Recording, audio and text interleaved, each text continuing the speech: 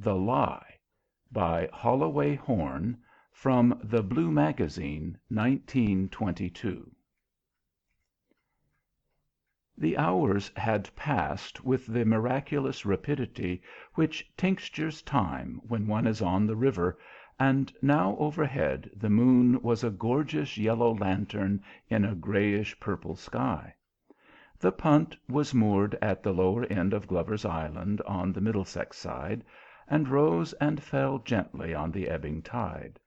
A girl was lying back amidst the cushions, her hands behind her head, looking up through the vague tracery of leaves to the soft moonlight. Even in the garish day she was pretty, but in that enchanting dimness she was wildly beautiful. The hint of strength around her mouth was not quite so evident, perhaps. Her hair was the color of oaten straw in autumn, and her deep blue eyes were dark in the gathering night. But despite her beauty, the man's face was averted from her. He was gazing out across the smoothly flowing water, troubled and thoughtful. A good-looking face, but not so strong as the girl's, in spite of her prettiness, and enormously less vital. 10 minutes before he had proposed to her, and had been rejected. It was not the first time, but he had been very much more hopeful than on the other occasions. The air was softly, embracingly warm that evening. Together they had watched the lengthening shadows creep out across the old river. And it was spring still, which makes a difference. There is something in the year's youth, the sap is rising in the plants, something there is, anyway, beyond the sentimentality of the poets. And overhead was the great yellow lantern gleaming at them through the branches with ironic approval. But in spite of everything, she had shaken her head, and all he received was the maddening assurance that she liked him. "I shall never marry," she had concluded. "Never. You know why." "Yes, I know," the man said miserably. "Carruthers." And so he was looking out moodily, almost savagely, across the water when the temptation came to him. He would not have minded quite so much if Carruthers had been alive, but he was dead, and slept in the now silent salient where a little cross marked his bed.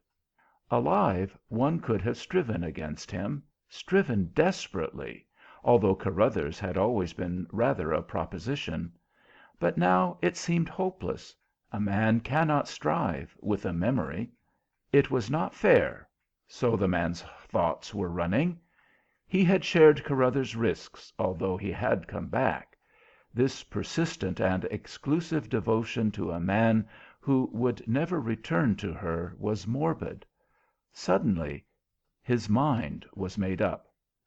"Olive," he said. "Yes," she replied quietly. "What I am going to tell you I do for both our sakes. You will probably think I'm a cad, but I'm taking the risk." He was sitting up, but did not meet her eyes. "What on earth are you talking about?" she demanded. "You know that apart from you Carruthers and I were pals." "Yes," she said, wondering. And suddenly she burst out petulantly, "What is it you want to say?" "He was no better than other men," he replied bluntly. "It is wrong that you should sacrifice your life to a memory, wrong that you should worship an idol with feet of clay." "I loathe parables," she said coldly. "Will you tell me exactly what you mean about feet of clay?" The note in her voice was not lost on the man by her side. "I don't like telling you.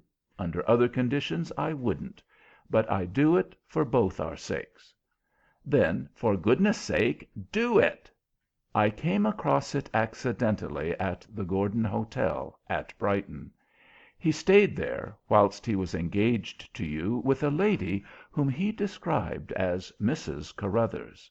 It was on his last leave." Why do you tell me this?" she asked after a silence. Her voice was low and a little husky. "Surely, my dear, you must see. He was no better than other men. The ideal you have conjured up is no ideal. He was a brave soldier, a darned brave soldier, and until we both fell in love with you my pal. But it is not fair that his memory should absorb you. It's unnatural." "I suppose you think I should be indignant." There was no emotion of any kind in her voice. "I simply want you to see that your idol has feet of clay," he said, with the stubbornness of a man who feels he is losing. "What has that to do with it? You know I loved him." "Other girls have loved," he said bitterly. "And forgotten. Yes, I know," she interrupted him. "But I do not forget. That is all."